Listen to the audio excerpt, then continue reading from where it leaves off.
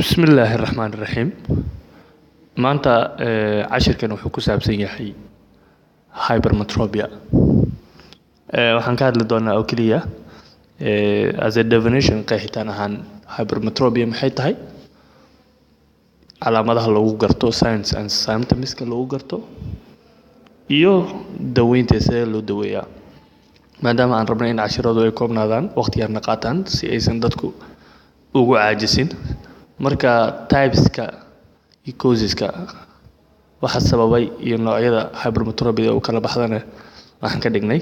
lecture gooniya marka kan uun waa qeexitaankii waa calaamada lagu garto iyo sida loo daweeyo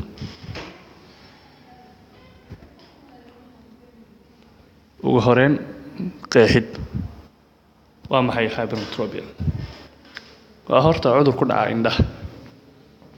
qofka qaba cudurkan waxa yaraanaya aragiisa degrees of vision gaar ahaan aragga dhow waxaana loo yaqaanaa cudurkan far sightedness meelaha dadkii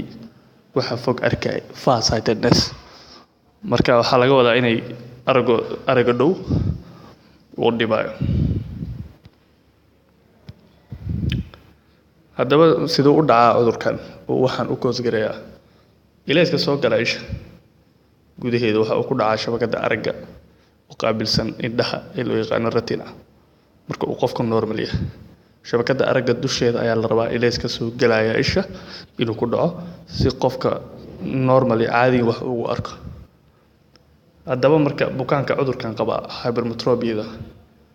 ilayska soo galaya ishooda waxa uu ku dhacaa shabakada aragga gadaasheeda behind the retina marka xaaladda accommodation ee qofku ay tahay normal ama minimal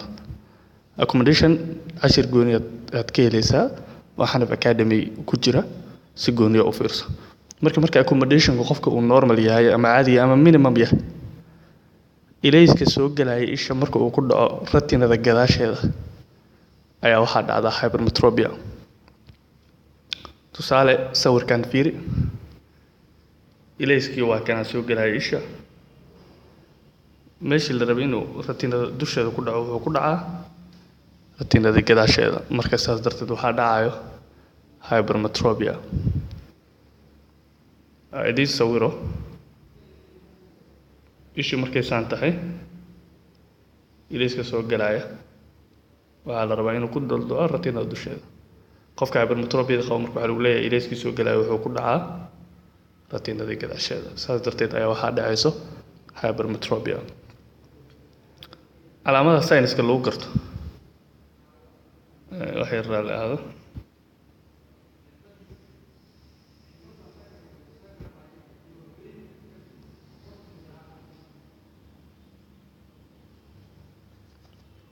calaamadaha sayniska lagu garto waxaa ka mid ah signs and symptoms eye strain aragga oo shucaaca ka noqda blurred vision gaar ahaan aragga dhow madax xanuun headache qoorta iyo tunka oo qofka xanuunta nakage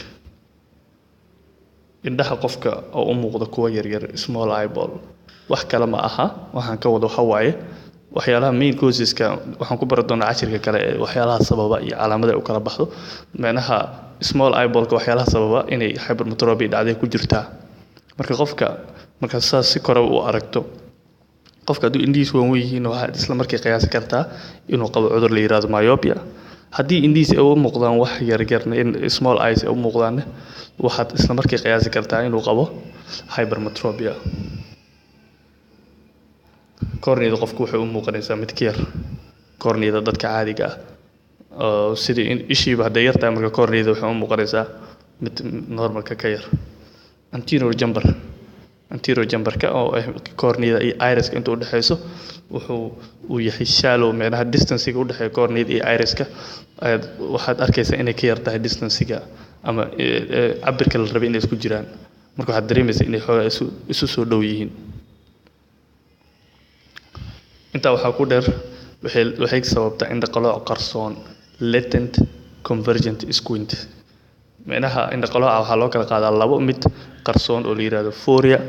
iyo mid markaad qofka saas u aragtaba aad dareemayso inay ishiisu qaloocan tahay oo la yidhahdo tropia. marka midda qarsoon ayay hypermetropia sababtaa, gaar ahaan waxay sababtaa esophoria. Eso waa markay gudaha isha u qaloocan tahay, exon waa markay dhinaca bannaanka u qaloocan tahay. cashiro gooni ayaga si fiican ugu baran doonaa, laakiin hadda eso qofka inay ishiisu qaloocan tahay ayaad arkaysaa,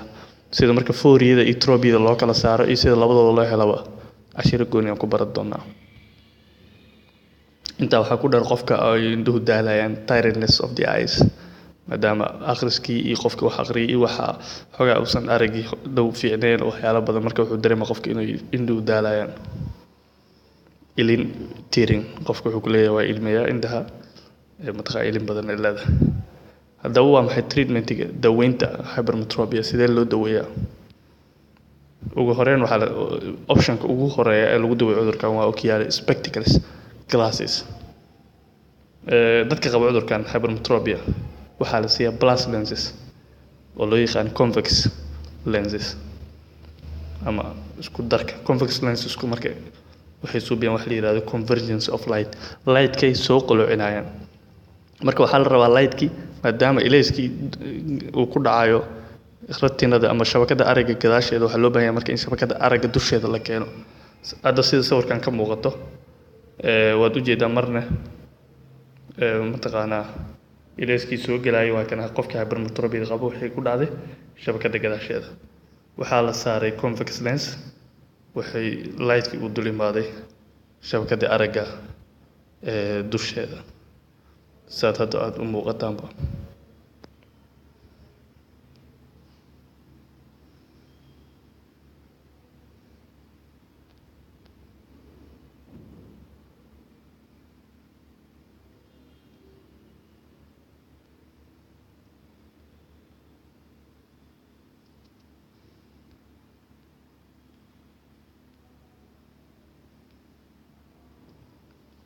saad hadda aad u jeedaanba, marka correction with convex lens waa marka waxaa lagu saxaa convex lenseskaas, maadaama ayaga ay qaloocinayaan mataqaanaa ilayskii soo galaya. taas waxay sababaysaa marka inay dul saaraan shabakada dusheeda. marka dadka hypermetropia qaba optionka koowaad ama first option treatmentigooda waa in spectacles ama ocular la siiyo oo plus lenses. waa kana sawir kale, marna waa ilayskii qofka sawirka kor waa qofkii hypermetropia qabo oo ilayskii uu ku dhacayo shabakada gadaasheeda. hadda waa isagoo la siiyay convex lenses ama plus lenses, ilayskii wuxuu ku dhacaa marka shabakada dusheeda. optionka labaad, caruurta qaba marka hypermetropiada waxaa convex lens ayaga la siiyaa marka lagu suubiyo wax la yiraahdo cycloplegic refraction. cycloplegic refraction iyo waxay tahay cashir gooni oo xanaf academy ku jira ayaad ka helaysaa. marka ayaga accommodation levelkooda aad u sarreeya, saas darteed ayaga hore convex lens kama sii kartid. waa in mostly waxaa loo isticmaalaa cycloplegic refraction marka lagu suubiyo kadib ayaa ayaga lagu suubinaa mataqaanaa la soo saara exact numberka ay u baahan yihiin markaas pluska. optionka labaad waa wax la yiraahdo contact lens. contact lens waa sidoo kale mataqaanaa qofka qaba hypermetropia la sii karaa, waxaa la sii karaa ayaga contact lens. contact lens waa sida spectacleski oo kale, laakiin ayaga waa waxay u egyihiin waa baliil sida corneada oo kale u eg oo corneada la dul saarayo. marka same numberka loo spectacleka uu meelaha okiyaalaha ku qaadan lahaa qofka, isla numberkii ayadoo waayo oo qofka loo dul saarayo corneadiisa dusheeda. badanaa marka contact lens wuxuu sidoo kale aad ugu fiican yahay dadka hypermetropiadoodu ay daran tahay, high hypermetropia qabo, maadaama mataqaanaa glasseska uu culus yahay. marka ayadu waa khafiif, waxaana la dul saaraa corneada dusheeda. optionka saddexaad waa surgery, mataqaanaa qaliino lagu suubin karo, gaar ahaan wax loo yaqaano refractive surgery oo isagana lagu sixi karo mataqaanaa hypermetropiada dadka qaba. aad iyo aad ayay u mahadsantihiin. cashir kala gooni aan ku baran doonaa taabiska iyo causeska waxyaalaha sababa iyo inta u kala baxdo hypermetropiada.